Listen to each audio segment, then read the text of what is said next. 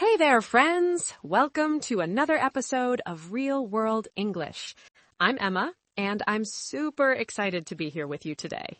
And I'm Jake. It's such a beautiful day today, Emma. How are you doing? I'm doing great, Jake. I actually went for a walk this morning, and, I was just thinking about how much I love these early spring days when everything is sort of coming back to life. Mm-hmm. Oh, I know what you mean. The birds were chirping like crazy outside my window this morning. It woke me up, but honestly, I didn't even mind. Right? It's like nature's alarm clock. So much better than that horrible beeping sound from my phone. Wait, speaking of thinking, I was thinking about something interesting for today's show while on my walk. Oh yeah? What's been on your mind? Well, I was actually reflecting on something a lot of our listeners have been asking us about. You know how we get all those emails and comments from people learning English? Yeah, we get tons of those. Our community's amazing, so supportive and always eager to improve. Exactly. And there's this one question that keeps coming up over and over again. So many people ask us, how can I start thinking in English instead of always translating in my head? I thought maybe we could, talk about that today. Whoa, that's actually perfect. I was just helping my cousin with this exact problem last weekend. He's been studying English for years, but still gets stuck translating everything from Spanish first. No way! What a coincidence! So I guess we're on the same page then. Should we dive into this topic today? How to actually think in English. I think that's a fantastic idea. It's honestly one of the biggest hurdles for English learners to overcome. That constant mental translation is exhausting. It really is. And it makes conversations so much harder because you're always playing catch-up, trying to translate everything back and forth. Right. So for today's episode, we'll be exploring how to stop translating in your head and start thinking directly in English. We'll share some practical exercises, common challenges, and even some personal stories about this journey. And as always, we'll keep things real and practical. No fancy linguistics terms or complicated methods, just real-world advice you can actually use. That's what real-world English is all about. So, Emma, before we dive in, could you explain why thinking in English is so important in the first place? I mean, I know why, but maybe some of our listeners aren't sure. That's a great place to start, Jake. So thinking in English is it's like the secret ingredient to becoming truly fluent. When you think directly in English, you're not just translating words, you're processing ideas and concepts in the language itself. Yeah, exactly. It's the difference between reading a book that was originally written in English versus reading a translation. The original just flows better, I love that comparison. And there are some big advantages to thinking in English rather than translating. First, it makes you so much faster in conversations. Oh my gosh, yes. When you're translating, there's this delay, right? Someone says something, then you translate it to your native language, then you think of your response in your native language, then you translate that back to English. By that time, the conversation has already moved on. Exactly. And it's not just about speed. When you translate, you often end up with these weird sentence structures that don't sound natural in English. Like the grammar and word order in your native language might be completely different. That's so true. Like in Spanish, you might say the car red instead of the red car if you're translating directly. Not a huge mistake, but it definitely sounds, not quite right. Right. And beyond that, there are just some concepts and expressions that don't translate well at all. Idioms are a perfect example. If someone says, it's raining cats and dogs, and you try to translate that literally, oh boy. Yeah, you'd be looking up at the sky wondering where all the pets are coming from. But seriously, thinking in English also helps you understand the culture better, don't you think? Absolutely. Language and culture are so connected. When you think in English, you start to sort of absorb the cultural perspectives that are built into the language. It's like you're not just learning words, you're learning a whole new way of seeing the world. That's deep, Emma, really deep. And I think that's why so many of our listeners are eager to make this transition. It's not just about becoming more fluent, it's about connecting more deeply with the language and the culture. So true. But, I think we should acknowledge that it's not easy. Learning to think in a new language it's a big shift. It takes time and practice. Yeah, definitely. It can feel really uncomfortable at first. Like when you get a new pair of shoes. They might be the right size, but they still need to be broken in, you know? That's such a great analogy. It does feel weird and unnatural at first, but just like those shoes, it gets more comfortable with time. So maybe we should talk about some of the common challenges people face when trying to think in English. Yeah, good idea. I think one of the biggest challenges is vocabulary. When you don't know a word in English, it's really hard to not switch back to your native language. Oh, for sure. That moment of panic when you're trying to express something but can't find the right word. I see that with a lot of my students. Right? And then there's the issue of, what do they call it? Language interference, where patterns from your native language keep creeping into your English. Yes, language interference. That's exactly what it's called. It's like your brain has these deeply ingrained pathways from your first language, and it takes time to create new ones for English. Mm-hmm. And let's not forget about the emotional aspect. Many people feel, less authentic or less themselves when speaking or thinking in another language. That's so true, Jake. I've had students tell me they feel like they have a different personality in English. One woman told me she feels more confident in English than in her native language, which I thought was fascinating. Wait, really? That's actually super interesting. I've heard the opposite too. People feeling less confident or more childlike in their second language. Yeah, it can go either way. I think it depends on your associations with the language and your experiences learning it. But what about you, Jake? Do you speak any other languages? Have you experienced this struggle firsthand? I do actually. I studied Spanish for many years, and I definitely went through that translation phase. I remember having these ridiculous conversations where I'd nod along while frantically translating in my head, and then by the time I figured out how to respond, the topic had completely changed. Oh no, that sounds frustrating. How did you get past that? Well, it didn't happen overnight, that's for sure. But the turning point for me was when I spent a semester abroad in Madrid. Being fully immersed in the language meant I simply didn't have time to translate everything. My brain had to adjust. Immersion is powerful, but not everyone has the opportunity to live in an English-speaking country. What about those learners? That's a really good point. Not everyone can just pick up and move to New York or London or Sydney. But the good news is that there are plenty of exercises and practices that can help you start thinking in English no matter where you live. Yes, and I think that's what our listeners are really eager to hear about. Shall we dive into some practical tips and exercises? Let's do it. I've got a bunch of ideas that I think could be really helpful. Great. So the first approach I'd suggest is what I call the baby steps method. Just like babies learn language by starting with simple words and phrases, we can train our brains to think in English by starting small. Yeah, I like that. No need to dive into complex philosophical thoughts in English right away, right? Exactly. So here's a simple exercise. Throughout your day, try to name everyday objects around you in English. Like when you wake up, look around your bedroom and think bed, pillow, window, curtains, and so on. Oh, I really like this one. It's so doable, you know? And I guess you could build on it by forming simple sentences about those objects. Yes, that's the next step. Instead of just thinking chair, you could think I'm sitting on a chair, or this chair is comfortable. Simple, complete sentences. Right. And I'm assuming the complexity would gradually increase as you get more comfortable. Absolutely. Over time, you can challenge yourself to describe things in more detail or express more complex thoughts. Like, instead of this chair is comfortable, maybe this old leather chair has been in my family for generations and still feels incredibly comfortable. That makes a lot of sense. It's like building a muscle. You start with light weights and gradually increase as you get stronger. What a great analogy. Your brain really is building new neural pathways when you practice thinking in a new language. It takes consistent exercise, just like building physical strength. I've got another exercise that I think works really well. I call it the inner monologue technique.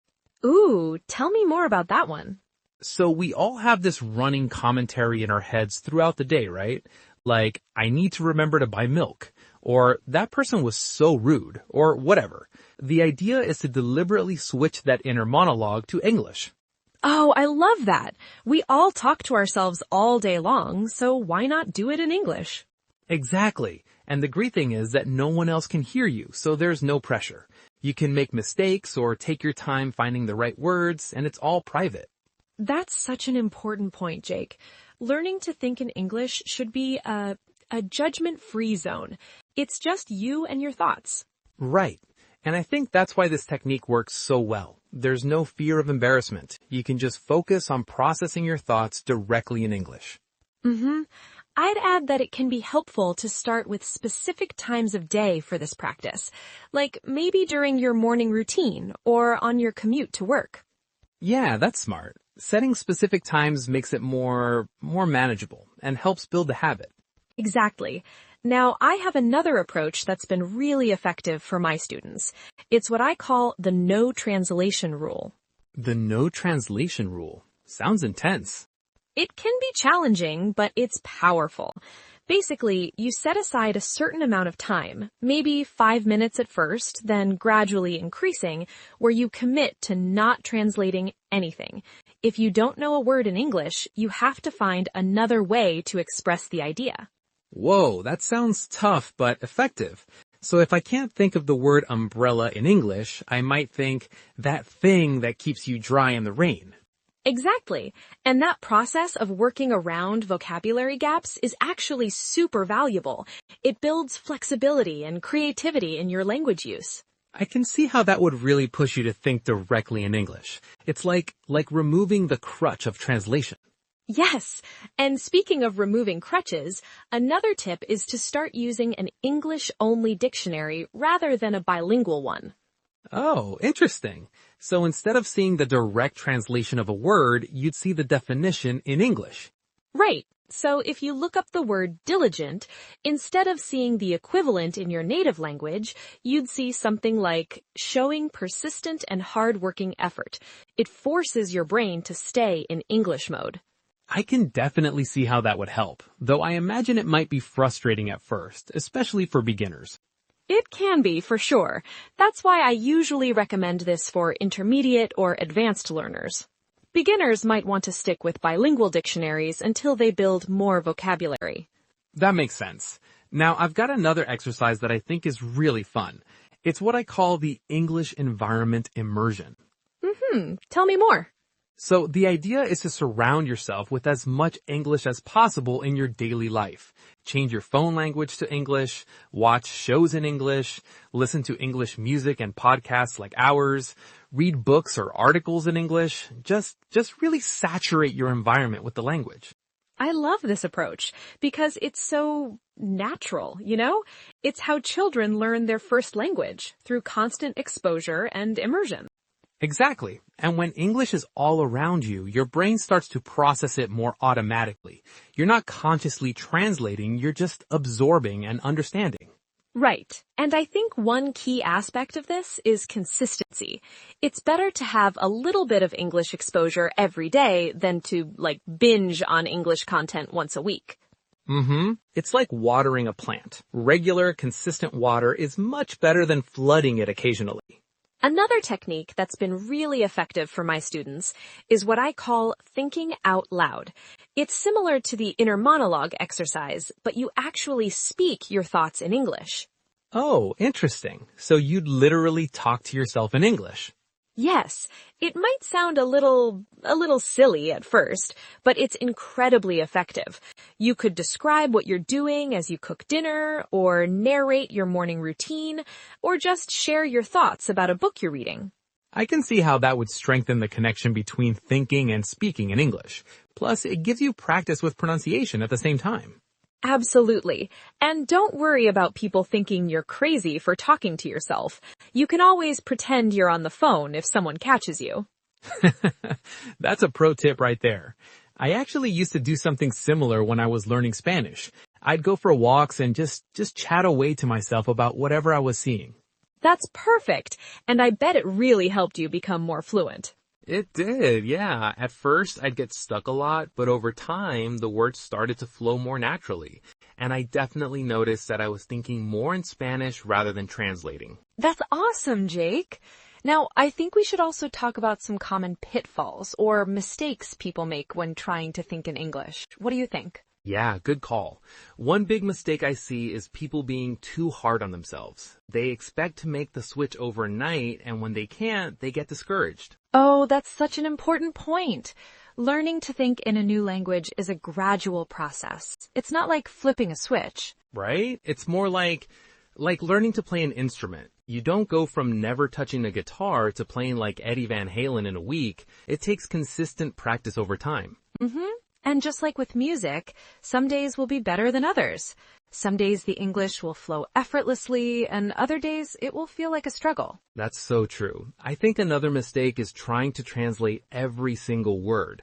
Sometimes it's better to get the general meaning and move on rather than getting hung up on one specific term. Yes, perfect comprehension isn't necessary for understanding, especially when you're just starting out. It's about getting the gist and building from there. Exactly. And I think another pitfall is only practicing in formal learning contexts, like only thinking in English during your English class or study time. Oh, that's a great point. To really make progress, you need to integrate English into your everyday life. The exercises we've discussed, naming objects, switching your inner monologue, creating an English environment, these are all about making English a part of your daily routine. Right. The more you can blur the line between studying English and just living your life, the more natural the language will become for you. Mm-hmm. I'd also add that another common mistake is focusing too much on perfect grammar when you're thinking in English. Oh, that's interesting. Can you explain what you mean? Well, when we think in our native language, we don't usually think in perfectly formed, grammatically correct sentences. Our thoughts are often fragmentary, just bits and pieces of ideas flowing together. That's so true. My thoughts are definitely not always in complete sentences. Right. So when you're practicing thinking in English, don't worry too much about whether your thoughts are grammatically perfect.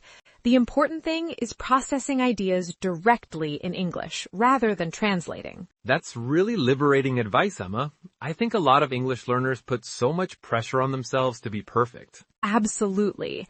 And that pressure can actually hinder progress because it creates anxiety, which makes it harder to think clearly in any language. So true. Speaking of personal experiences, do you have any stories from your students who successfully made this transition to thinking in English? Oh, I've got tons. One that really stands out is a student of mine named, let's call her Maria. She was from Brazil and had been studying English for years, but always felt stuck because of this translation issue. So what changed for her? Well, she decided to try a 30-day challenge where she would journal in English for at least 10 minutes every day. Not fancy, perfect English, just her raw thoughts and feelings. Wow, that sounds like a great exercise. It was. And what she found was that by the end of the 30 days, she was not only writing more fluently, but actually dreaming in English occasionally. No way, that's amazing. Dreaming in a second language is it's like the ultimate sign that your brain is really processing it naturally. Exactly. It was a huge breakthrough for her. And the interesting thing is, she said the journaling never got easier. She was just able to express more complex thoughts as time went on. That's fascinating. So the difficulty level stayed consistent because she was pushing herself to express more sophisticated ideas. Exactly. It's like running on a treadmill where you gradually increase the speed. The effort feels the same, but you're actually performing at a higher level. That's such a great analogy. I had a similar experience when I was in Madrid. I remember the exact moment when I realized I was thinking in Spanish without translating. Ooh, tell us about that moment. So I was at this little cafe near my apartment, and I overheard someone talking about a movie I'd seen recently. I got so excited to join the conversation that I just jumped right in Spanish, without even thinking about it. It wasn't until afterwards that I realized I hadn't translated anything in my head. That's wonderful. Those breakthrough moments are so exciting and motivating. They really are, and I think that's an important point for our listeners. Those moments will come, but you can't force them. They happen naturally when you put in the consistent practice. Absolutely. It's like when you're learning to ride a bike. You wobble and struggle at first, and then suddenly, without realizing it, you're just riding. Your body has figured it out. That's a perfect comparison. Your brain will make the connections it needs to make if you give it enough practice and exposure. Right. And I think one other thing that really helps is having a positive attitude towards the language. If you see English as a chore or a burden, it's going to be much harder to internalize it. Oh, that's so true. Attitude makes such a difference. If you approach English with curiosity and enthusiasm, the whole process becomes more enjoyable. Exactly. Find aspects of English or English-speaking culture that genuinely interest you. Maybe it's music or movies or books or even a hobby that has a lot of resources in English. Right. For me, with Spanish, it was actually soccer, or football as they call it. I got really into El Liga and would read Spanish news and watch matches with Spanish commentary. That's perfect. You found something you were passionate about, so consuming content in Spanish didn't feel like studying.